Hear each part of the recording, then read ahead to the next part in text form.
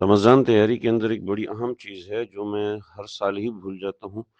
میں الحمدللہ اس کے اوپر پابندی سے عمل کرتا ہوں، لیکن میں بتانا ہر سال بھول جاتا ہوں۔ لیکن وہ چیز اتنی اہم ہے کہ اس کے پورے رمضان سے بڑا خاص اور گہرا تعلق ہے، اور وہ یہ ہے کہ رمضان کے اندر ہم بیمار ہو جاتے ہیں، اور بیماری ایسی ہوتی ہے، کبھی ہلکی پھلکی بیماری ہوتی ہے جو بڑھتے بڑھتے آگے چلی جاتی ہے، جیسے گلا خراب ہو جانا، جیسے پیٹ خراب ہو جانا، جیسے سر میں درد ہونا۔ یہ چھوٹی چھوٹی چیزیں ایسی ہوتی ہیں جو آپ کو پریشان کرتی ہیں، جس کی وجہ سے آپ کے روزے میں چڑچڑ اور اس طرح کی چیز ہو جاتی ہے۔ تو میں اس کی جو تیاری کرتا ہوں وہ پہلے سے ایسے کرتا ہوں کہ میرے جو ڈاکٹر ہیں، میں ان سے بات کر لیتا ہوں، بھئی یہ مسائل ہوتے ہیں، جیسے گیس ٹربل ہو جاتی ہے، اسی طریقے سے بعض دفعے سر میں درد ہو جاتی ہے، اور چونکہ رمضان میں میرا بولنا زیادہ ہوتا ہے تو میرا گلا تو ویسے ہی پورا سال خراب رہتا ہے، تو رمضان میں اور زیادہ مسئلہ ہوتا ہے۔ تو اس طرح کی چیز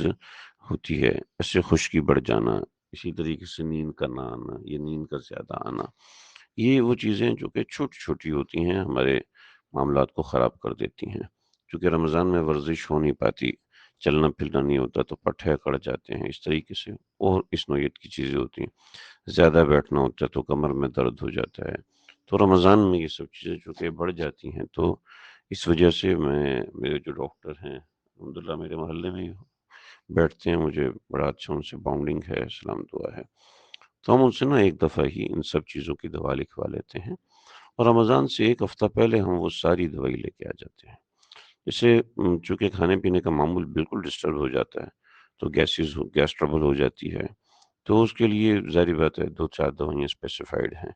تو وہ پرسکرائب کر دیتے ہیں، تو ہم لے کے آ جاتے ہیں۔ جیسے حج پہ جاتے ہیں تو ہم اپنی دوائیاں وغیرہ پہلے سے پیک کر لیتے ہیں، ہمیں پتہ ہوتا ہے کون کون سی دوا ہمیں چاہیے۔ تو گیس ٹربل کی وجہ سے انسان روزے میں صحیح طریقے سے تلاوت نہیں کر سکتا، سر میں درد کی وجہ سے یکسو ہو کے بیٹھ نہیں سکتا، تو ہم کس طریقے سے اپنے آپ کو یکسو رکھیں؟ تو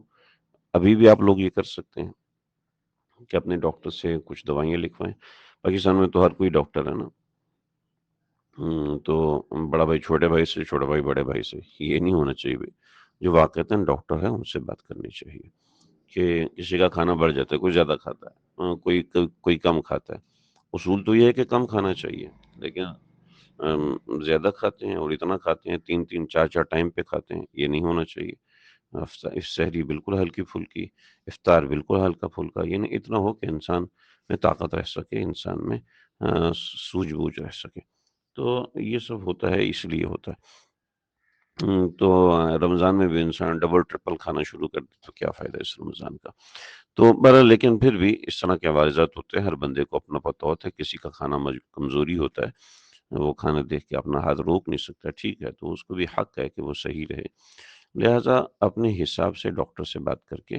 اپنے پاس دوائیاں لے کے آئیں، اور وہ دوائیاں اس طرح استعمال کریں تاکہ آپ کی عبادات اس چیز سے متاثر نہ ہو۔ تو یہ بڑی اہم چیز ہے، اس کو پورے مہینے کی دوائی لے آئے تاکہ بار بار میڈیکل سٹور نہ جانا پڑے۔ ڈاکٹر کہہ رہے جناب رائزک کھاؤ، ڈاکٹر کہہ رہے جناب آپ کو جلن ہونا شروع ہو جاتی ہے تو آپ فلاں دوائی کھاؤ، ڈاکٹر کہتے ہیں جناب آپ کو ایسیڈیٹی ہے، آپ فلاں دوا مستقل کھاتے رہیں، اس کا کوئی سائیڈ افیکٹ نہیں ہے، وغیرہ وغیرہ، ڈاکٹر حضرات جانتے ہیں، ہم تو نہیں جانتے۔ تو اس حوالے سے بڑی ضروری ہے ان چیزوں کو دیکھنا، اس کو دھیان رکھنا کہ رمضان سے پہلے اس کا دھیان رکھنا چاہیے، لیکن بعض دفعہ ذہن میں نہیں رہتا، بلکہ میرے تو آج ذہن میں آیا تو میں فوراً آپ کو بھی یہ پیغام بھیج رہا ہوں۔ تو اس کی تیاری کیجئے، اس کا دھیان رکھیے کہ دوا وغیرہ اپنی ایک دفعہ لے آئیں تاکہ آپ کو تسلی رہے۔ ہاں کوئی پھر بھی مسئلہ اچانک ہو جاتا ہے، اس کے لیے ڈاکٹر کے پاس جانا پڑ جاتا ہے، وہ ایک الگ بات ہے۔ امید ہے بات سمجھ رہے ہوں گے۔